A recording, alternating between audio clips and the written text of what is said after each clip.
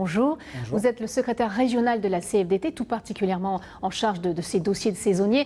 Alors, on le voit, la crise s'aggrave en France, les chiffres du chômage ne sont pas bons pour le mois dernier, y compris en Aquitaine. Faut-il être inquiet pour les travailleurs saisonniers? Oui, il faut être inquiet, surtout que la saison, elle est de plus en plus tardive, les embauches se font de plus en plus tardives. On peut s'apercevoir aussi qu'il n'y a pas que des saisonniers. Les saisonniers, ce sont des jeunes éventuellement, mais là, il n'y a pas que des saisonniers non plus qui sont à la recherche de travail saisonnier. Des chômeurs, des retraités peut-être, qui s'engouffrent dans cette brèche? Des retraités, peut-être pas tant que ça, mais surtout des chômeurs de longue durée. Donc eux aussi sont à la recherche d'un emploi.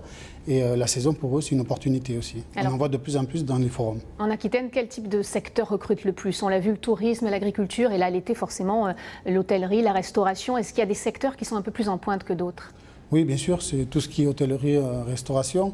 Et surtout, il y a un manque, d'après ce qu'on peut comprendre lors de nos campagnes, il y a un manque de gens qualifiés, il y a un manque de personnel qualifié, de cuisiniers qualifiés. Et lors de vos campagnes, notamment, vous allez sur les plages, vous allez au-devant des saisonniers pour les prévenir des risques qui peuvent lorsqu'ils font des contrats trop courts avec du travail dissimulé. Ça, ce sont des vrais risques potentiels. Tout à fait.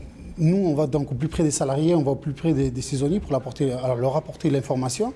On voit donc la caravane de la CFDT qui va au-devant des saisonniers. Voilà, surtout pour leur dire un petit peu les pièges, donc là où il faut faire très attention. Surtout pour eux, c'est souvent un premier contact avec le monde du travail. Tout à fait, c'est le premier contact. Et malheureusement, on peut s'apercevoir, et ce n'est pas l'amalgame, il y a certains employeurs qui font signer l'état des